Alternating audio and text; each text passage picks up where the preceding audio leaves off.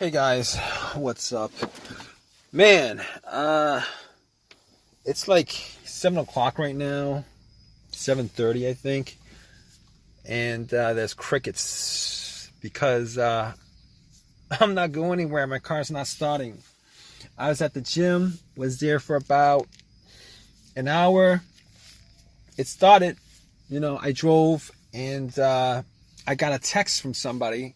So I kind of pulled over, checked out turned it off, and, I had a long response and tried to turn on my car and nothing.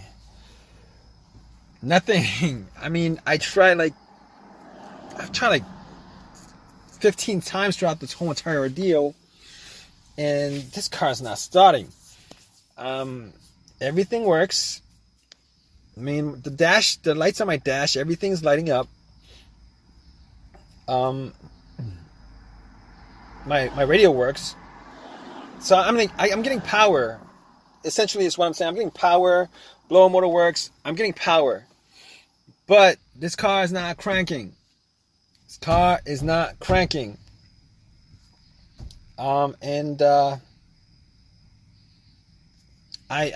originally I thought maybe my battery's low. Maybe my battery's low. So I went out,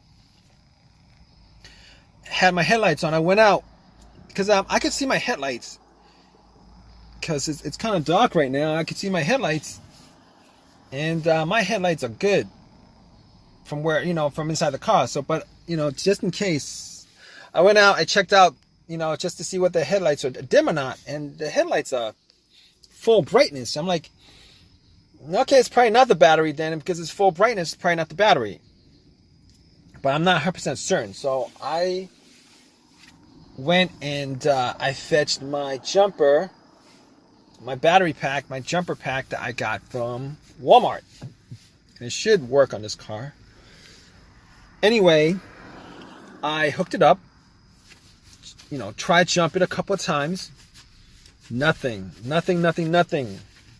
I mean, I did try to get somebody to help me out, but I'm like at this apartment complex. There's nobody around.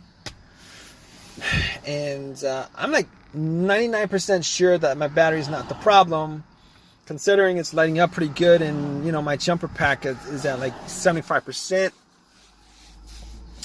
So, probably not the battery. But I did get the battery changed out about a year ago, so it's probably not the battery. I don't think I think I can rule out the battery. At this point, I think. I mean, it'd be great if I could get somebody to jump my car for me, but I don't think I'm going to be able to do that considering the way it's parked right now. I'm actually parked, there's a car in front of me, but whatever.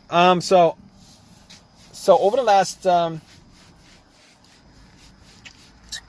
40 minutes, I'm like trying to figure out what the problem is. So I don't think it's the battery. Didn't think it was the battery. I was thinking maybe it was the alternator, but my car wasn't on. I shut my car off, trying to turn my car on, but the car's, it's normally, I've had my alternator die out on me, and normally it's when my engine is on, at least my engine is on, and the car's running, and it just starts losing power and it just dies out. But if it was the alternator, I think when I put my battery pack on it, I should be able to just start up the car.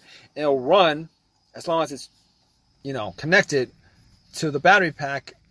But once I take it off, the car should die out on me. But that's not the case because I'm not actually getting a crank at all. I'm not even hearing like a weak crank. So I can rule out the battery at this point and the alternator because I've got 75% of my battery pack in. And even if it was too weak to start up the car, I should be able to just hear like a soft, weak crank, which I'm not hearing at all. I'm not hearing any of that stuff. So I'm thinking to myself, those aren't the issues. I'm pretty sure those aren't the issues. So I'm thinking to myself.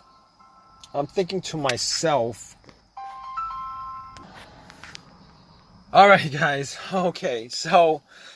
Back to what I was saying on this car. So I think I got like 2 things that's left for me to figure out.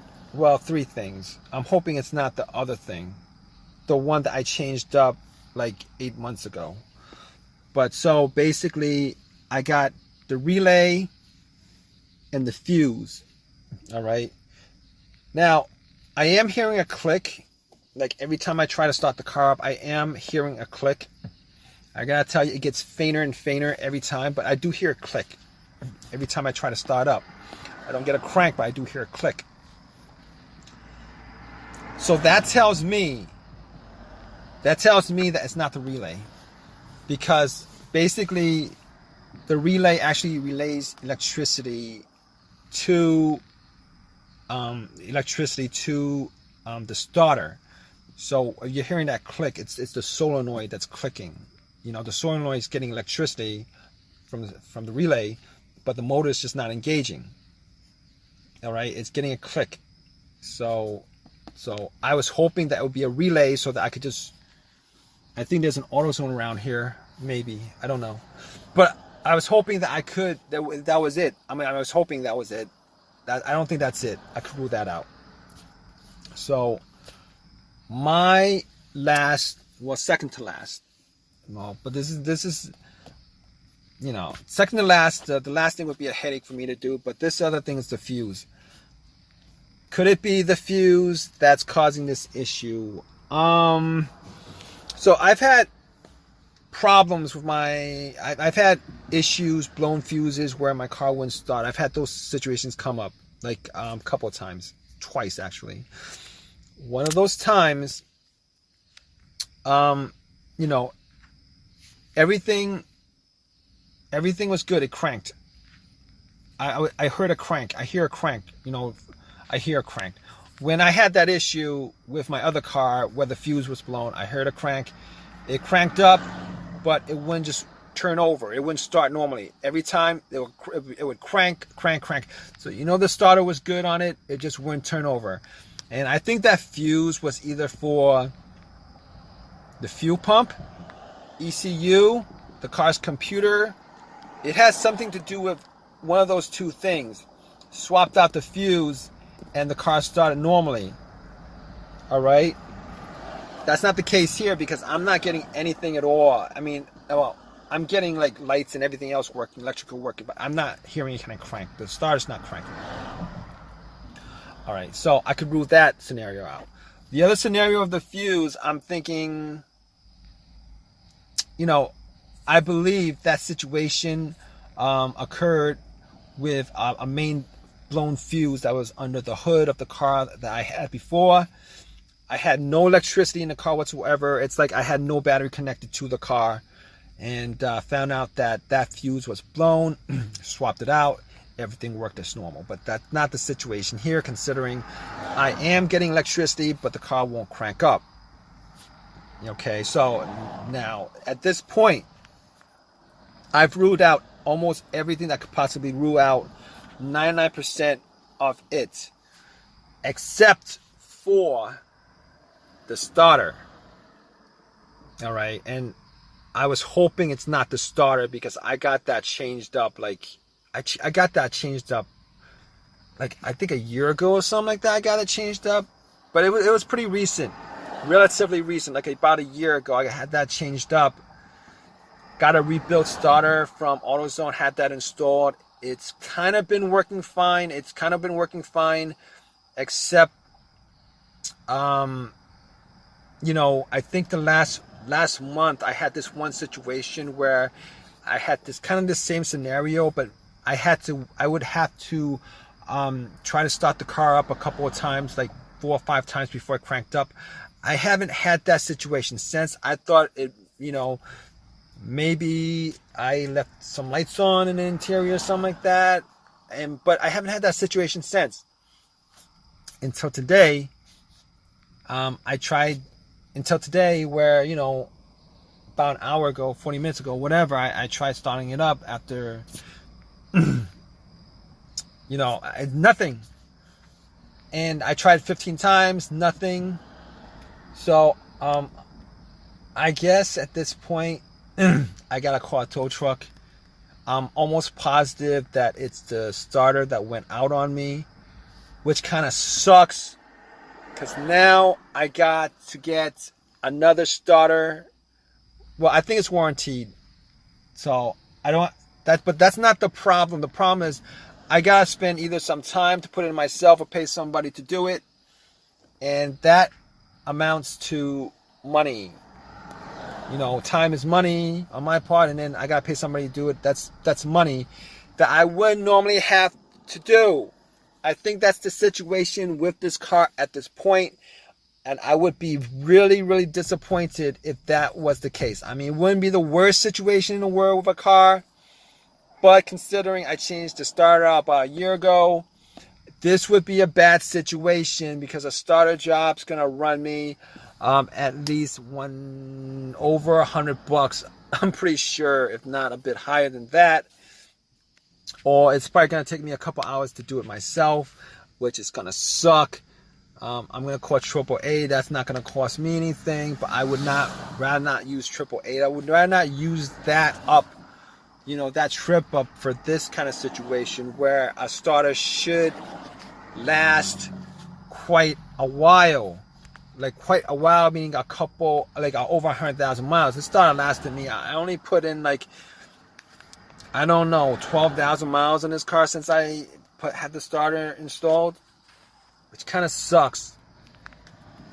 But I'm gonna call AAA right now because I've tried everything I could possibly try. I don't think I'll be able to get somebody to help me jump this car, so that's not gonna work.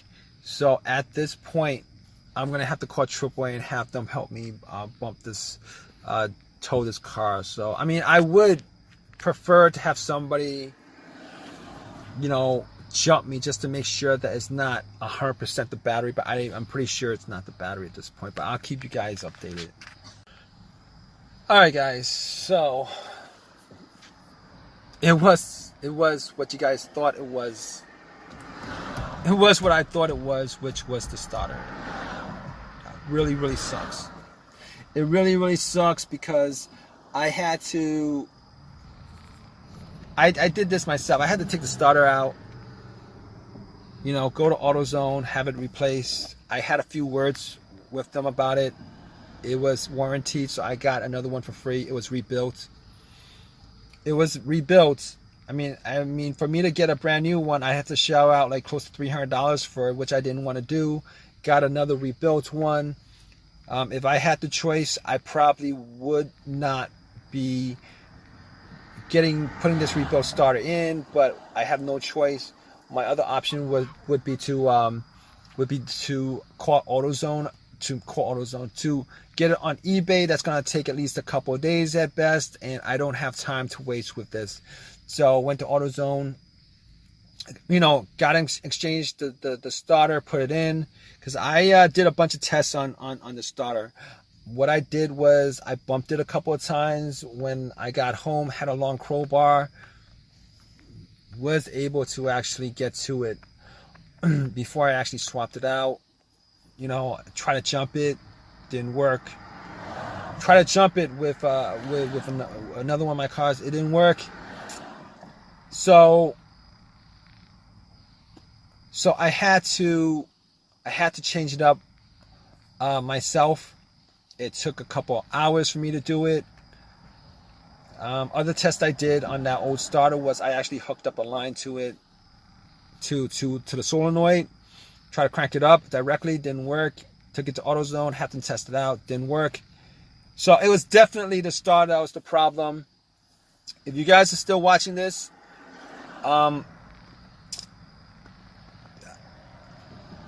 if I can tell you guys anything about rebuilt stuff, rebuilt starters, rebuilt alternators, it's this.